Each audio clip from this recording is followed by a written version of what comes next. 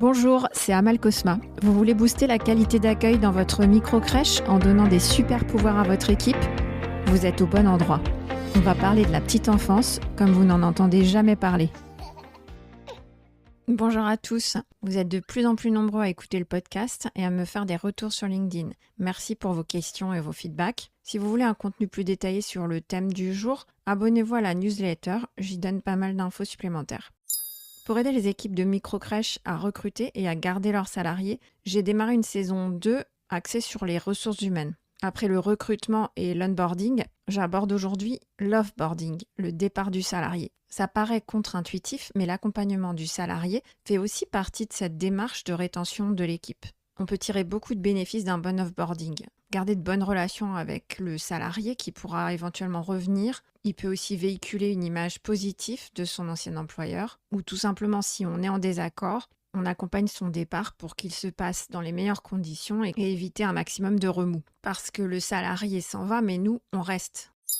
Alors l'idée c'est quoi? C'est de prendre soin de ses salariés depuis leur arrivée jusqu'à leur départ. Un professionnel qui quitte l'équipe de crèche, volontairement ou involontairement, c'est une source d'inquiétude pour les parents, pour les enfants et pour l'équipe. C'est pour ça que c'est important d'accompagner l'annonce selon une procédure formelle. L'idée c'est de penser à l'après, encadrer le départ et l'information du départ pour qu'elle ne m'échappe pas. Parce que le salarié, encore une fois, lui il s'en va, mais nous on reste. On doit continuer notre travail dans de bonnes conditions.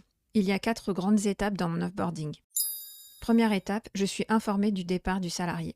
Ne pas traiter cette information entre 2 portes. Premièrement, j'informe le siège sans délai. Deuxièmement, je prends un temps d'entretien tout de suite avec mon salarié. J'ai besoin de comprendre les motivations de son départ. Qu'est-ce qui le pousse à s'en aller? Ça me donnera peut-être des pistes d'amélioration pour plus tard. Enfin, troisièmement, j'informe le salarié que l'annonce de son départ, aux parents, enfants et collègues, se travaille avec moi. Les enjeux sont importants.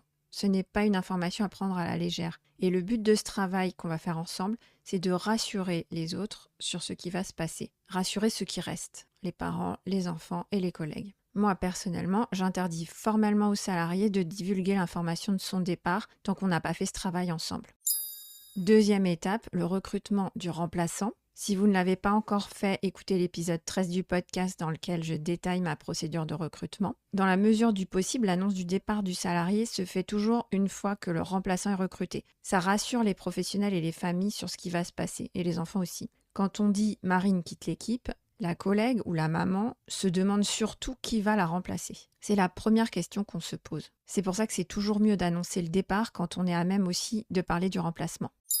Troisième étape, l'annonce du départ. D'abord, je fixe la date et l'heure à laquelle je vais annoncer le départ, les transmissions du matin ou du soir. Mon choix, c'est de le faire 1 à 2 semaines avant le départ. Pour moi, c'est un délai suffisant pour dire au revoir, mais pas trop important, parce que plus le délai est long, plus ça génère de l'inquiétude et du remous. Ensuite, je commence par informer l'équipe juste avant les parents, soit la veille si l'annonce aux parents est prévue aux transmissions du matin, soit dans la journée si l'annonce aux parents est prévue aux transmissions du soir. Je fais ça en réunion, pas en section, et je prévois bien les informations que je souhaite donner à l'équipe. Je reste positive. Le but, ce n'est pas de me justifier, l'important c'est de donner des perspectives d'avenir. Enfin, j'informe les familles lors des transmissions du matin ou du soir. Je suis présente avec la professionnelle qui va quitter la crèche. Je me rends disponible pour ce faire lors de l'accueil du matin ou du soir.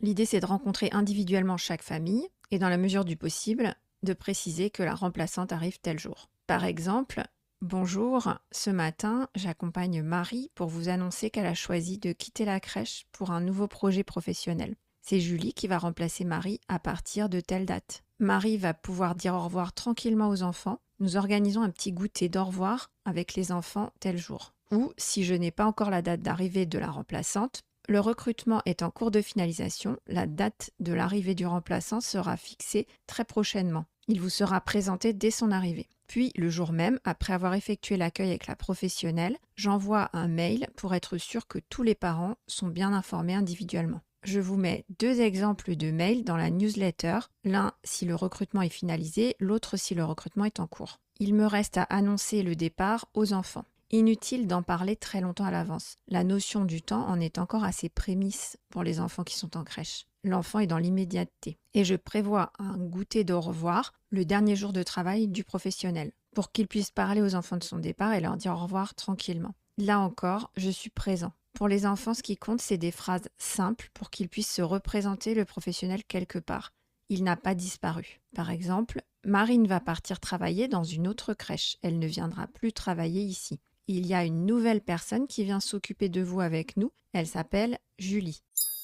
Dernière étape, le dossier administratif. Je prévois de transmettre au siège les derniers éléments de paye du professionnel qui part le plus rapidement possible. C'est le siège qui se chargera de transmettre le solde de tout compte aux salariés. Et puis dans mon classeur RH, à la crèche, j'ai le dossier du salarié, mais je n'en ai plus besoin. Je le sors du classeur et je le remets au siège. Attention, si le siège a un double, je ne jette pas directement le dossier à la poubelle pour des raisons de confidentialité. Soit j'ai de quoi détruire le dossier, soit je l'envoie au siège qui s'en charge. J'espère vous avoir convaincu sur l'importance d'encadrer et d'accompagner le départ du salarié. Pour illustrer, je vous invite à lire les recommandations de mes anciens salariés sur mon profil LinkedIn. Ça me fait toujours chaud au cœur de les recevoir et de garder de si bonnes relations avec eux. Ce sont les meilleurs ambassadeurs de mon travail et du travail qu'on a fait à la Girafe étoilée. Alors si vous aussi, vous voulez avoir une chance que vos anciens salariés soient les ambassadeurs de votre entreprise, travaillez votre offboarding. Merci à tous pour votre écoute. Si cet épisode vous a plu, mettez une note 5 étoiles sur votre plateforme et abonnez-vous à la newsletter. À la semaine prochaine!